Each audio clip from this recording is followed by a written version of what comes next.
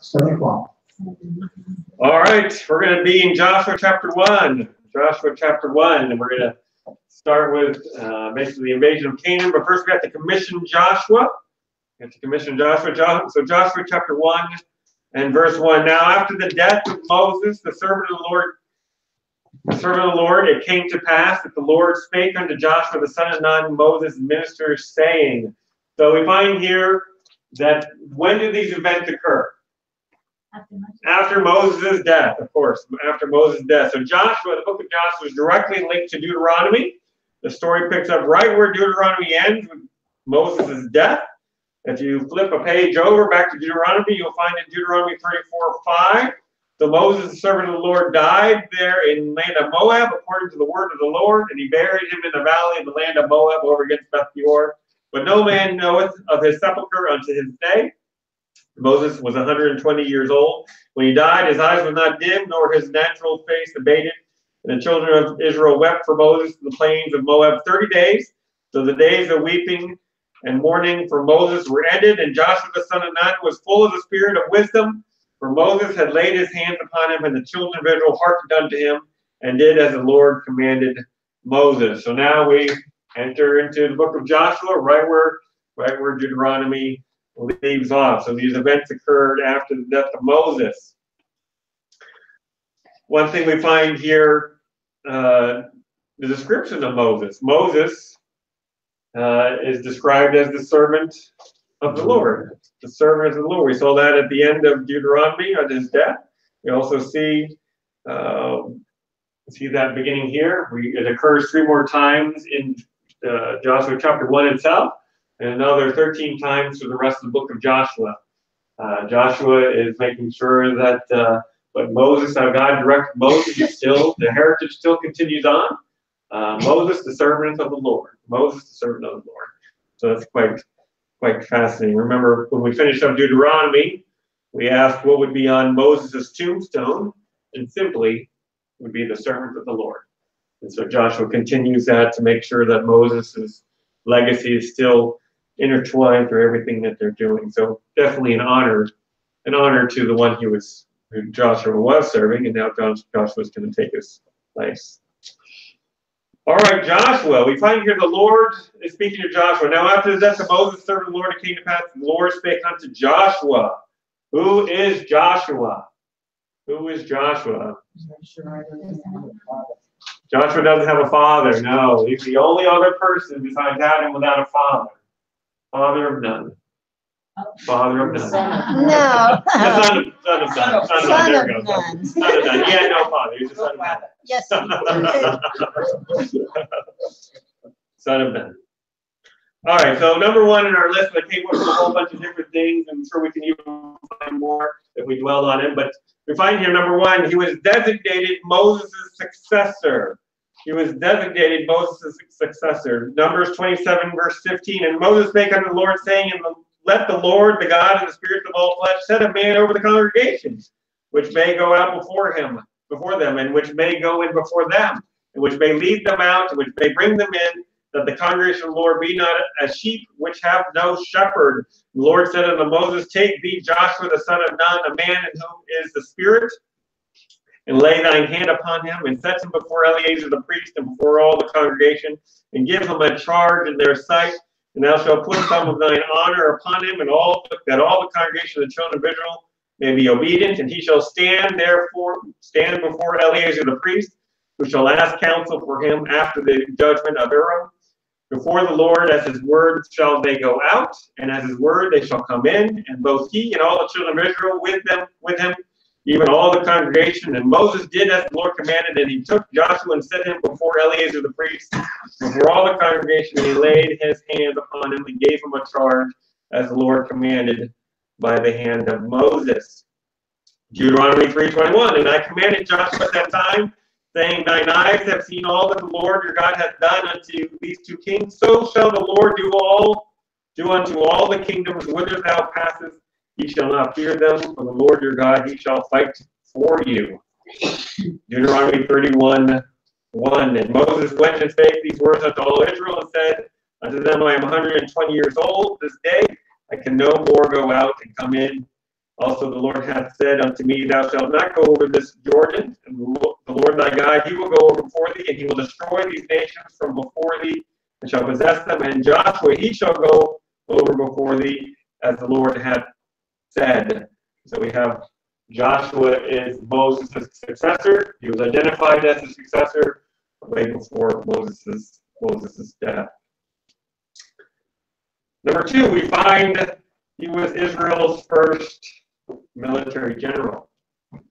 Israel's first military general. And this is the first mention we have of Joshua, is when Amalek, the Amalekites, attacked Israel, the Israelites. Does anybody remember when that occurred? Was that when they went after spying? Not after spying. After the Red Sea crossing, They wanted to be right before they went to Mount Sinai in Rephidim, the Amalekites came and attacked Israel. What more do we know about that story? Wasn't that the one where they asked if they could just go through peacefully? No. No, it's a different one. What was Moses doing at the time? Standing there with his arms up. That's right. Moses was standing with his arms up, and who was beside Moses? Aaron and Hur, his brother and his brother-in-law, right? Holding his arms. So when Moses' arms fell, They lost. they were losing. When Moses' arms were up, they were winning. But Joshua was the general in the middle of the battle. Joshua was the one in the middle of the battle. Exodus chapter 17, verse 8. Then came Amalek and fought with Israel and Rephidim. And Moses said unto Joshua, choose us out men and go out, fight with Amalek. Tomorrow I will stand on the top of the hill with the rod of God in my hand. So Joshua did as Moses had said to him and fought with Amalek. And Moses, Aaron, and Hur went up to the top of the hill. It came to pass when Moses held up his hand that Israel prevailed. When he let down his hand, Amalek prevailed. And Moses' hands were heavy, and they took a stone and put it under him, and he sat thereon. And Aaron and Hur stayed up his hands, the one on one side, the other on the other side, and his hands were steady until the going down of the sun. And Joshua discomforted Amalek and his people with the edge of the sword. And the Lord said unto Moses, write this for a memorial in a book, and rehearse it in the ears of Joshua, for I will utterly put out the remembrance of the Amalek from under heaven. And we can get a lot of that story, how important it is to have prayer warriors on the side. And when the prayer warriors get tired and stop, Satan is prevailing. And when they're praying with all their might, the Lord's prevailing. And just what's happening there. But also you have the people that are in the midst of the battle and how they're having to fight the battle. And we find Joshua was tasked to take Israelite slaves. They just came out of Egypt. They hadn't fought. They were slaves. They were fleeing from Egypt, right? Just crossed through the Red Sea. And now Joshua is tasked to put together an army. We need an army now. We need you organized now.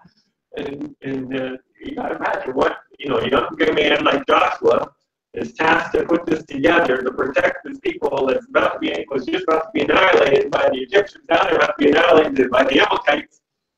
And he's having to move forward. So what character Joshua has, step forward and says, I will be a man of Moses, and I will step forward. Who would want to step into that position and do that? Here we have Joshua doing that. So he was Israel's first military general. Number 3, he has served as Moses' aide for many years. He served for Moses' aide. So for first mention, we have Joshua being chosen as general. Joshua must have been on Moses' radar before that in order for Moses to trust him and be general, right? But this is our first occurrence of seeing Joshua. So Joshua is at Moses' right-hand side for the rest of the time. But Joshua was right there in his side. So Exodus 24, verse 13. And Moses rose up and administered Joshua, and Moses went up to the mountain of God. So when they arrived at Mount Sinai, and Moses is going up to Mount Sinai to get be with God, get the Ten Commandments and so forth, Joshua went up far away. And had to leave him, had to let Moses go on and couldn't go any further. But there's Joshua sitting on the hillside, on base of the mountain, waiting for Moses to come back down. Exodus 32:15, and Moses turned and went down from the mountain, and the 2 tables of the testimony were in his hand, The tables were written on both their sides, and the one side and the other were they written, and the tables were the work of God. The writing was the writing of God written upon them, the tables. And so Moses comes down the table, meets up with Joshua, who's there halfway on the mountain, and what do they hear together? Noise. A noise. What kind of noise? What's going on? Dancing around. Revelry, right? Yeah, festivity, revelry. And what were they doing? Golden calf. Worshiping the golden calf. So Moses wasn't alone when they first realized we got a problem. Joshua was right there by himself. And verse 17, and when Joshua heard the noise of the people as they shouted, he said unto Moses, there is a noise of war in the camp. He said, it is not the voice of them that shouted for the mastery, neither is it the voice of them that cry for being overcome, but the noise of them that sing do I hear. And it came to pass, as soon as he came nigh unto the camp, that he saw the calf, the dancing, and Moses' anger waxed hot, and he cast the tables out of his hand to break them beneath the mount. Exodus 33:11, and the Lord spake unto Moses face to face, as the man speaketh unto his friend, and he turned again into the camp, but his servant Joshua, the son of Nun, the young man, departed not out of the tabernacle. I'm just going to shield up my mind, just thinking the character of Joshua and what Joshua saw as important. It was important for him to stay at the tabernacle. It was important for him to stay near Moses, the man of God. And Moses, of course, has that special relationship with God, and Joshua got to have a first-hand seat. Joshua went up all the way to the mountain from Mount Sinai. Joshua was there at the tabernacle. Joshua, here, Numbers 11, verse 28, Joshua the son of Nun, the servant of Moses, when he was a young man, answered and said, my Lord, Moses forbid them. But he's right there by Moses' side the whole time. What a trusted right-hand man Moses had. All those years. I pray I'm close to that from Pastor Allen. To be by his side to work with him. Or number 4, he was one of the 2 good spies. So when they came to Kadesh Barnea, right at the border of the Promised Land, 2 years after they left Egypt, they sent in 12 spies, 1 for each tribe, to go spy out the land. Joshua represented Ephraim, the tribe of Ephraim, and they went out to spy the land. They go and spy out the land. They find giants in the land. They find huge grapes and all kinds of wonderful things. And the report comes back, and they report back, we can't do this. We're going to be crushed like grasshoppers. And Joshua, and who was the other man? Caleb gave a good report. Said, no, it's ours. Let's go forward. But the people didn't want to listen to them. So these are the 2 good spies. He was one of the 2 good spies. Number 5. Well, we just answered that, didn't we? He and Caleb were the only ones to enter into the Promised Land. That was 40 years old or older. So they were the elders going to the Promised Land, and they brought in a whole bunch of young, because the generation had to die off before they could even enter the Promised Land. So Numbers 26:65, so the Lord had said of them, they shall surely die in the wilderness. And there was not left a man of them, save Caleb the son of Jephunneh and Joshua the son of Nun. Because of their faithfulness and their obedience to the Lord, and trusting that the Lord has the land for them, the Lord gave them the opportunity to go to the land everybody else was not going yet. Or number 6. What do we find out more about his character here in this verse? He wholly followed. He wholly followed the Lord. Numbers 32:12, save Caleb the son of Jephunneh the Kenizzite and Joshua the son of Nun, for they have wholly followed the Lord. I pray we have that. I pray somebody else sees that in us. Matthew wholly followed the Lord. Master wholly followed the Lord. Insert your name. Wholly followed. That's a huge. I mean, if you dwell on that, I mean, that's what we need to be doing, is giving ourselves totally over to the Lord. But do we? We do. We like to keep some for ourselves, right? But here Joshua wholly followed the Lord. What a great man was the Lord. Wholly following the Lord. All right, well, apparently Joshua's first name was not his original name. Anybody want to know what his original name was? Oshea. Some think that's a short form of Joshua. Well, it's actually a short form of Joshua, but It seems that Moses may have changed it at some point. Numbers 13:8 of the tribe of Ephraim, Oshia the son of Nun. Numbers 13:16. These are the names of the men which Moses sent out to spy the land, and Moses called Oshia the son of Nun Joshua. So it seems that when they went to spy out the land, that's when Moses changed Oshia's name to Joshua. All right. So what does Oshia mean? What does Oshia mean? It means salvation. Salvation. What does Joshua mean? God's salvation. Yeah, God is salvation. Jehovah is salvation. So you can't have salvation without Jehovah, right? So Joshua is in that much better name. So Moses given the name Joshua. Yeah. Originally his name meant salvation. Now it's no. Jehovah is salvation. Let's put the emphasis on who's giving the salvation. And may we always be the one pointing others to the Lord. We're not the one that's providing salvation. It's the Lord providing salvation. All right, so what tribe did he come from? Ephraim. Ephraim, right. That was a question from last week. So, yeah, Numbers 13:8 of the tribe of Ephraim, Oshia, the son of Nun. All right, let's talk about some of his lineage. We have a family tree. He came from Ephraim, right? Who is Ephraim's father? Joseph. So Joseph had two sons, Ephraim and Manasseh. Ephraim and Manasseh were the double portion, so they're both a tribe. Ephraim is a tribe and Manasseh is a tribe because of Joseph's faithfulness. That was the double portion given to Joseph. And so here we have Ephraim, and here we have Joshua. Where was Joshua born? where? Where? Egypt, wasn't Egypt, right? Because he crossed the Red He crossed the Red Sea. What was Joshua doing? he? As a kid. No. Okay, well, a slave. Yes, Making bricks. Yeah, he was a slave. He was a slave. Somewhere along the way, he must have been in a position to learn leadership. But yeah, that's where he was born. So, all right, so we have a whole lineage here. So his father's name was what? Nun. Nun. What does nun mean? Nothing. Nun means fish in Aramaic. Nun means fish in Aramaic. Fish. Son of the fish. Son of fish. The Jewish commentary says the son of him whose name was the name of a fish would lead the Israelites into the land.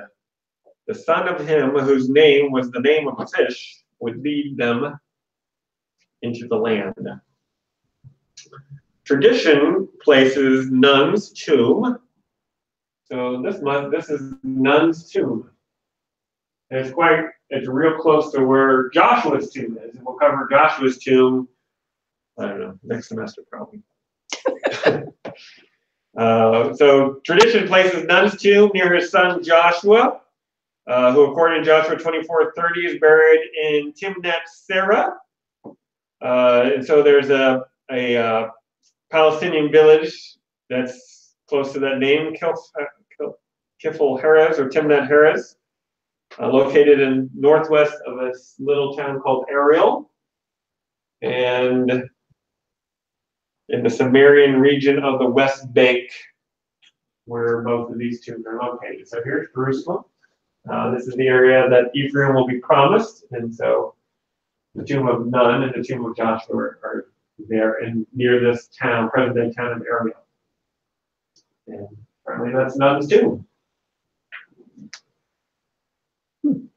All right, who is Joshua's grandfather? Elisham. Anyone want to guess what his name means?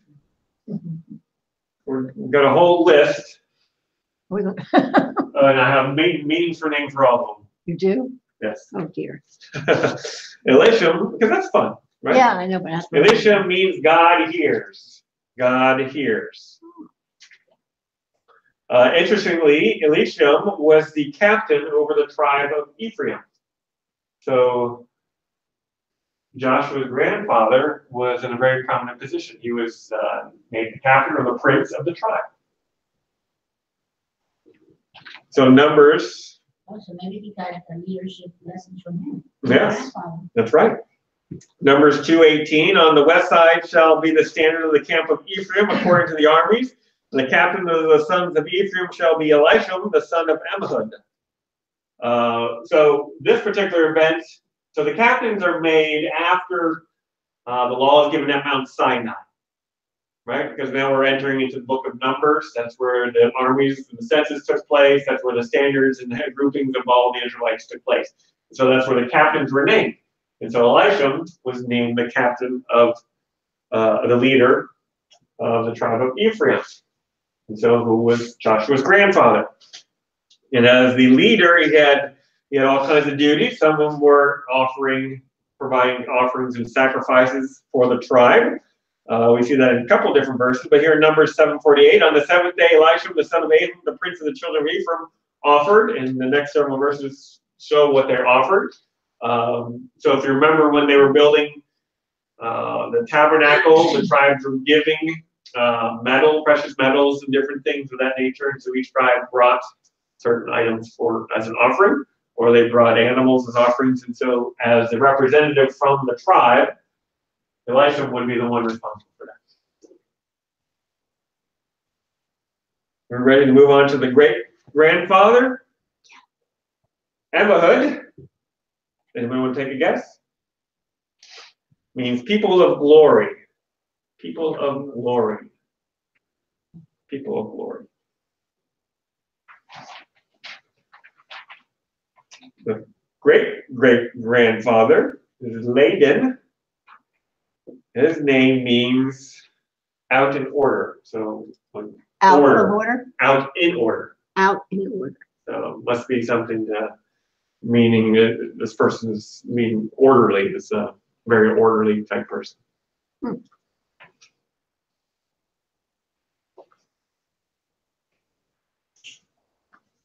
The fourth generation up the line is Tahan. His name means beseeching or merciful. Beseeching or merciful. The fifth generation up the line, Tahan, the fifth generation, Tela, means moistening or greenness. Moistening? Moistening or greenness. Maybe it has something to be like dew.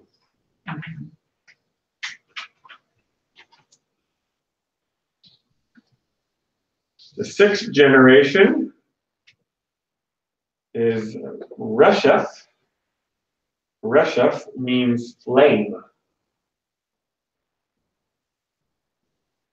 If I had some stories about them, I would tell you, but I don't have anything else. The seventh generation, Repha, means Ephraimite. Ephraimite. I don't know, his name just must be representing his grandfather's name. A form of his grandfather's name.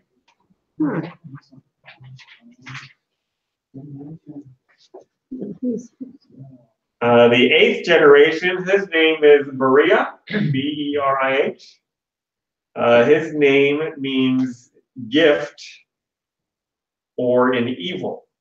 Or an evil. Gift or an evil? Yes. Oh, Gift my. or an Beriah evil. was directly Ephraim. That's right. Ephraim's son. So he was either a gift or an evil. Huh? Yeah, so here's a little story here. First Chronicles chapter 7, verse 20. And the sons of Ephraim, Shaluta and Bera, Shuza and Bera his son, and Kehath his son. We're going down this line here. And Elad his son, and Zabbath his son, and Zabba his son, and Shaluta his son, and Ezer, so then Ephraim's son Ezer, and Eliad, whom the men of Gath that were born in that land slew, because they came down to take their cattle. So it seems that the men of Gath came and slew these men. Killed them all? Ezer and Elad. Yes. Azer, and Eliad, which apparently shows why they don't have children. Took away their cattle. So there was these men of Gad came and stole their cattle and killed them. That was First Chronicles. 1 Chronicles 7:20 through 23. And Ephraim, their father, mourned many days, and his brethren came to comfort him. And when he went into his wife, he conceived and bare a son, and he called his name Beriah, because it went evil with his house. It went evil with his house. So this son's name is directly due to the evil that happened to his brothers.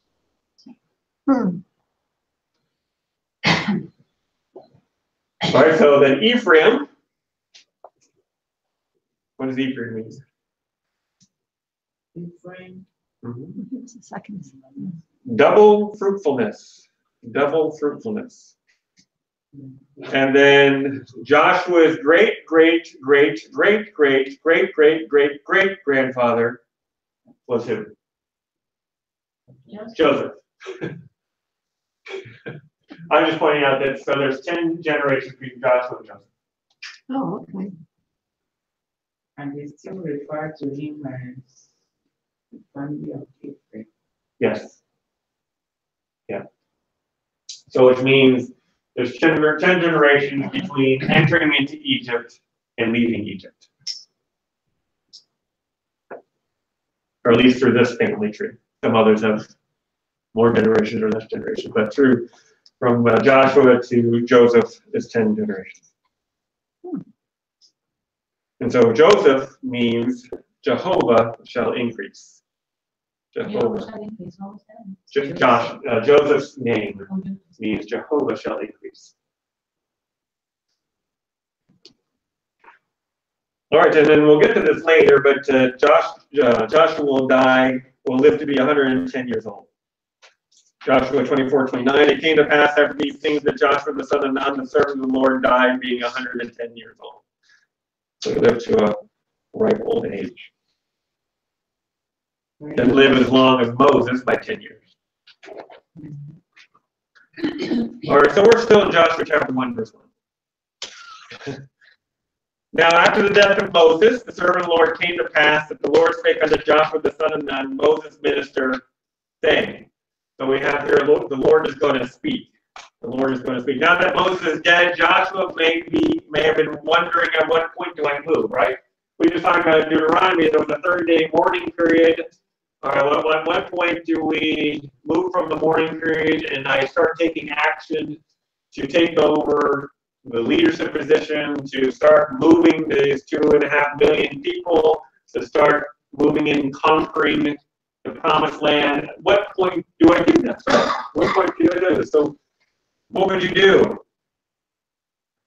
You know, Joshua stayed close to Moses. Joshua saw how Moses relied on the Lord. Joshua saw how Moses went through, whenever there was a problem, 99% of the time, Moses, Lord, what do I do in this situation?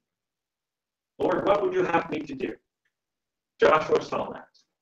So what do you think Joshua is going to do? Go to the Lord. Go to the Lord. Go to the Lord. Wait on the Lord. Wait on the Lord. You know, sometimes you're given a new responsibility. I need to jump right to it. Let's get to action. That may not be the right thing to do. Let's wait on the Lord. Let's wait on the Lord. So now it's his turn. But isn't it wonderful that the Lord provides an older person, an elderly, somebody who's older than you can look to and see, look what that person is waiting on the Lord. That person is seeking the Lord's wisdom, even though that he has, well, let's just say, even though Pastor has all these years of experience, what does he still do? Go to the Lord. Go to the Lord. What should I be doing? I should be going to the Lord. Why? Well, there's good examples out there. Good examples in our church, and we have some wonderful men and women, godly men and women in this church that just praise the Lord for his examples. What I do, at least. And Joshua had that in Moses. Joshua had that in Moses. That's that. Someone to follow. Someone is an example of following the footsteps. Somebody he has watched. I mean, Joshua here has watched Moses for 40 years go through the highs and the lows, where the people of Israel were against him, where the people of Israel were following him. And yet Moses stayed faithful to the Lord no matter what. And here Joshua saw that. And so he had that example to follow. So now it's Joshua's turn to wait and to listen. Psalms 27:14, wait on the Lord, be of good courage. He shall strengthen thine heart. Wait, I say, on the Lord. Lamentations 3:25, the Lord is good unto them that wait for him, to the soul that seeketh him. What is significant about waiting on the Lord? What are you doing? You're listening. You're recognizing the Lord is my master. The Lord is my leader, right? If I'm going to wait, I'm waiting on him, the one I'm trusting in. So you're following him in faith. That's right. I'm not stepping out before he says so because he hasn't told me to move. I always like, well, there's all kinds of fun stories from the Bible, of course. But Samuel, little Samuel, you know, he was born to Hannah. Hannah turned him over to Eli, and he's living there with Eli, ministering at the tabernacle. And little Samuel was sleeping, and this is found in 1 Samuel chapter 3, verses 3 through 10. And Samuel hears, starting here in verse 4, the Lord called Samuel, he answered, here am I. And Samuel runs into Eli. Here am I, thou callest. And Samuel's like, I haven't called you. So he goes back to sleep. Samuel said, here's the Lord again. Samuel comes running to Eli. Eli says, I haven't called you. Goes back down, lay down. What's going on with this kid? Why does this kid keep getting up? I gave up parenting long ago. You see what happened to my kid? Now I got another little kid here, right? This little kid keeps coming to me. Go back to sleep. Verse 7, now Samuel did not yet know the Lord, neither was the word of the Lord yet revealed unto him. And the Lord called unto Samuel again the third time, and he arose and went to Eli and said, here am I, for thou didst call me. And Eli perceived that the Lord had called the child. Therefore Eli said unto Samuel, go lie down, and it shall be, if he call me, thou shalt speak. Thou say, speak, Lord, for thy servant heareth. So Samuel went and lay down in his place. You know, sometimes we got to go back, lay down. We'll go back and wait on the Lord. And the Lord came and stood and called as other times, Samuel, Samuel, and Samuel answered, speak, for thy servant heareth. I am now listening to you. I'm here waiting for you to speak. Joshua most definitely was waiting for the Lord to say, Joshua, it's time to move. But Joshua wasn't going to move before that occurred. With so many distractions, we need to take time to listen to the one who will give us wisdom. Psalm 46:10, be still and know that I am God. I am exalted among the heathen, I will be exalted in the earth. So God now speaks to Joshua. So what is Joshua going to say? Verse 2, Moses, my servant, is dead. Well, that's pretty evident. We've been warning him for 30 days. So we're glad we recognize this. Moses, my servant, is dead. You know, there's a reasoning. So number one, Moses, my servant, is dead. And this is where we have, again, my servant. My servant. I mentioned Moses is called the servant of the Lord 3 times in Joshua 1, 13 times the rest of Joshua. Even though Moses is dead, he is very highly respected, and God is ensuring that what he told Moses has not changed. And only Joshua will now fulfill those commands. So Moses, my servant, is dead now. Therefore, arise, go over this Jordan, thou and all this people, unto the land which I did give to them, even to the children of Israel. So number 2, Joshua is to lead the people across the river Jordan into the promised land. What he said hasn't changed. And one thing I find fascinating with David, King David, and Joshua here is both of them were anointed way before they took the leading role. Both of them did not try to circumvent the Lord and take over earlier than they were supposed to. Both of them knew they were anointed way before. Both of them served the leader, the king, or the leader Moses, faithfully until God moved them on and put the new one in position. So this is now Joshua's turn to fulfill those commands. And Joshua's the one going to lead them into the promised land. Verse 3, every place that the sole of your foot shall tread upon, that have I given unto you, as I said unto Moses, from the wilderness and this Lebanon, even up to the great river, the river Euphrates, all the land of the Hittites, unto the great sea, toward the going down of the sun, shall be your coast. So here we go. We discussed the boundaries. So from the wilderness in the south to the mountain range of Lebanon in the north, to the river Euphrates in the east will be the easternmost. Some of the maps you may see have, well, the river Euphrates goes down like this, and some of them have them come way over here. That's all the promised land. But no, but the land of Edom, the land of Moab, God promised that land to them. So if God promises the land to them, Israel's not supposed to have that land, right? So we always talk about the promised land for Israel. God also promised land to others. So Israel has a certain defined area, and sometimes people take it beyond the extent. All right, so we have the river Euphrates furthest to the east. We have the Mediterranean Sea in the west. That's the sea where the sun goes down. And then we find that the Hittites are all within there, all the land of the Hittites. And so those are the boundaries. These boundaries were presented to Abraham. You can see that in Genesis 15, and to Moses in Deuteronomy chapter 1. Some more of the boundaries listed there. By the end of Joshua, the Israelites were only to conquer a portion of the promised land. By the time of King David and King Solomon, they saw the greatest extent of the kingdom, but most of the land they had influence over. They had actually possessed the land. And then now we see the land of Israel has the land back, but if you look at a political map, it's all sporadic, but it's different enclaves for Palestinians, and they're fighting over the land. Oh, not even fourth of that. No, it's just like Swiss cheese.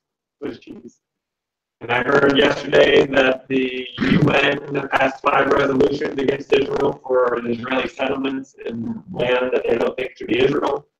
And so, with all the evil around the world, Israel gets more resolutions from the UN than all the evil in the other nations combined. But they just continue to be attacked by the UN. Fortunately, the United States is standing up for Israel. And so that's, we've got a good UN representative in place in Nikki Haley. So, all right, so in verse 5, there shall not any man be able to stand before thee all the days of my life. As I was with Moses, so I will be with thee. I will not fail thee nor forsake thee. So number 4, God encourages Joshua. God encourages Joshua. How does God encourage Joshua? Hey, you will be victorious. Wouldn't you like to be told that? I have this huge task for you. Don't worry about it. You're going to be victorious. I think God already told us that. I've given you the task to reach the world for Christ. You're going to be victorious. Go out and do it.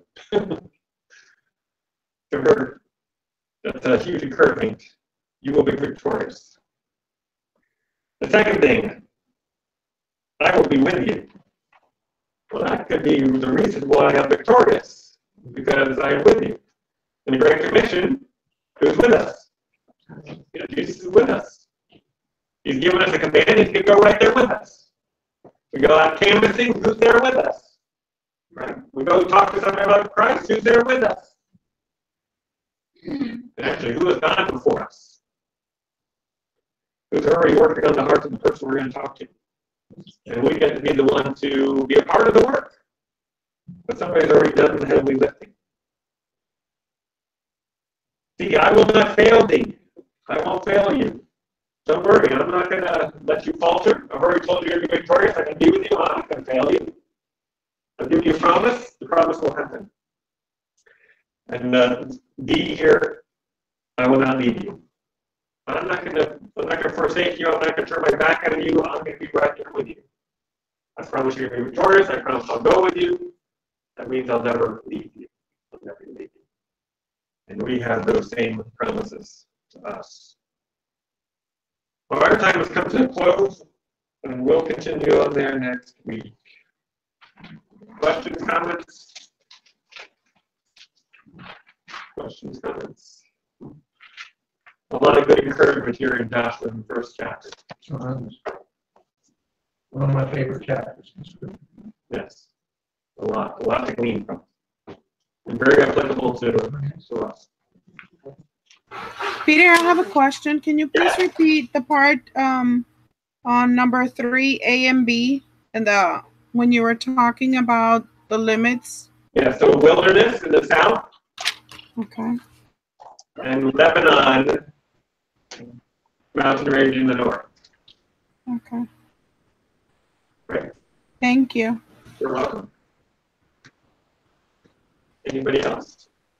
Let's close in prayer. Dear Father, we thank you for today, Lord. We thank you for the book of Joshua. We thank you for Joshua, an example. Lord, we thank you for his character. And Lord, that we have an example through Joshua.